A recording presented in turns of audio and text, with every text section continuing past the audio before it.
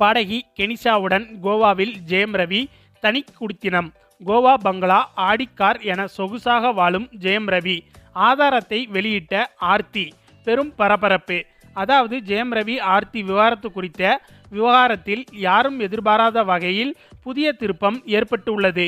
மனைவியை விட்டு பிரிவதாக ஜெயம் ரவி அறிக்கை வெளியிட்ட பின் அதற்கு பதிலளித்த ஆர்த்தி விவகாரத்து குறித்து தன்னிடம் கலந்து பேசவில்லை என்றும் இது ஜெயம் ரவி தன்னிச்சையாக எடுத்த முடிவு என்றும் இதில் எனக்கு துளி கூட சம்மதம் கிடையாது என்று ஆர்த்தி அறிக்கை வெளியிட்டார்.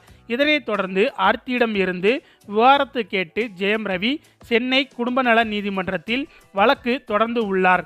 ஜெயம் ரவி தொடர்ந்த வழக்கு அடுத்த 10ஆம் தேதி விசாரணைக்கு வருகிறது.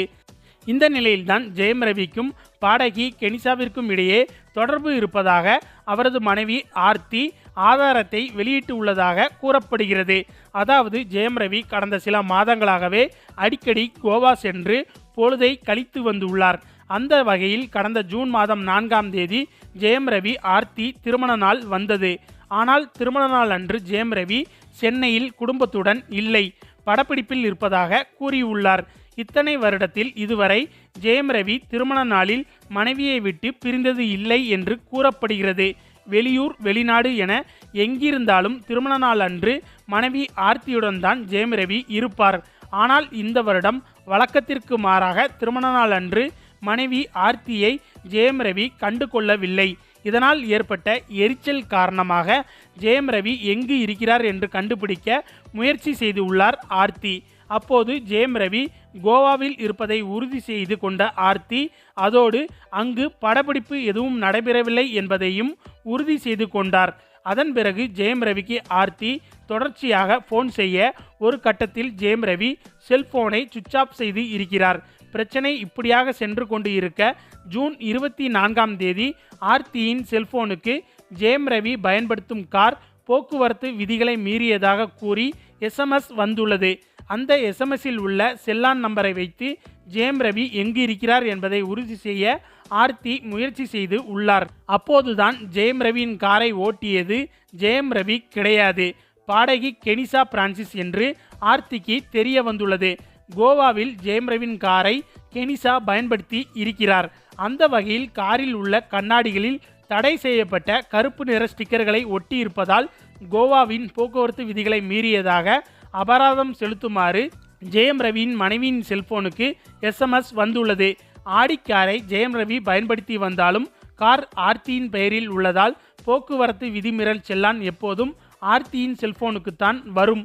இந்த நிலையில் பாடகி கெனிஷா யார் என்று ஆர்த்தி விசாரிக்க அவருடன் ஜெயம் ரவி கடந்த சில மாதங்களாகவே மிகவும் நெருக்கமாக இருப்பதாக ஆர்த்திக்கு தகவல் கிடைத்துள்ளது. இது தொடர்பாக ஜெயம் ரவியுடன் விசாரித்த போது காரில் கெனிஷா மட்டும் இல்லை என்றும் நண்பர்கள் சிலரும் இருந்ததாக கூறி ஜெயம் ரவி சமாளித்துள்ளார். இதன் பிறகு ஜெயம் ரவி மீது ஆர்த்திக்கு சந்தேகம் அதிகரித்துள்ளது. இதனால் ஜெயம் ரவியை ஆர்த்தி கண்காணிக்க தொடங்கியுள்ளார். இதனால் ஜெயம் ரவியுடன் மோதல் ஏற்பட இன்ஸ்டாகிராம் பக்கத்தில் அவருடன் இருக்கும் அத்தனை புகைப்படங்களையும் அழித்து தன்னுடைய எதிர்ப்பை ஆர்த்தி தெரிவித்து உள்ளார். அதோடு வீட்டிற்கு வரவில்லை என்றால் டைவர்ஸ் செய்து விடுவேன் என்று ஆர்த்தி கோபத்தில் கூறியிருக்கிறார். இதனால் ஜெயம் ரவி சென்னை திரும்பி மனைவியுடன் சமாதானம் பேசியுள்ளார். பிறகு சில நாட்கள் கழித்து படப்பிடிப்பு என கூறி ஜெயம் ரவி மீண்டும் புறப்பட்டு சென்று உள்ளார். மறுபடியும் ஜூலை 14ஆம் தேதி ஜெயம் ரவியின் கார் போக்குவரத்து விதிகளை மீறியதாக SMS ஆர்த்திக்கு வந்துள்ளது. பதறிப்போன ஆர்த்தி அந்த செல்லானில் உள்ளதை வைத்து விவரங்களை சேகரித்த போது ஜெயம் ரவி காரை வேகமாக ஓட்டியதாக கூறி அபராதம் செலுத்துமாறு செல்லான் வந்துள்ளது. இதில் முக்கியமான விஷயம் என்னவென்றால் ஜெயம் ரவியின் காரை அதிவேகமாக ஓட்டியது கோவாவில்தான்.